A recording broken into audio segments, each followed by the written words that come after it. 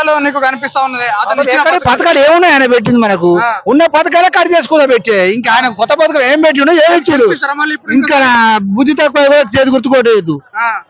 ఇప్పుడు ఏం చెప్పదలుచుకున్నా తెలంగాణ రాష్ట్ర ప్రజలకి ఏం ఖచ్చితంగా ఇప్పుడు టిఆర్ఎస్ పార్టీ రావాలి, ఎంపీ కవితమ్మ గెలవాలి, అక్కడ అట్లా నడవాలి మా ఉద్దేశం అది. సో మొత్తం 17 సీట్లలో ఎన్ని సీట్లు వచ్చే అవకాశాలు ఉన్నాయి? 17 సీట్లలో 5 సీట్లు వాళ్ళకి పోతాయి, 12-13 సీట్లు ఇటు వస్తాయి మనకి మొత్తం.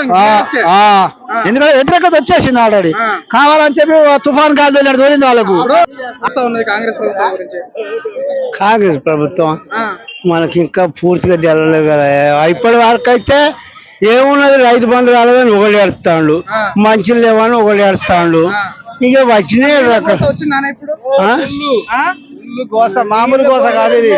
మా చెక్ డ్యాములు అసలు ఎండిపోలే, 5 సంవత్సరాలు 6 సంవత్సరాల పిల్లలు కూడా ఎండిపోలే. ఈ సంవత్సరం మొత్తం ఎండిపోలే. భూగర్భ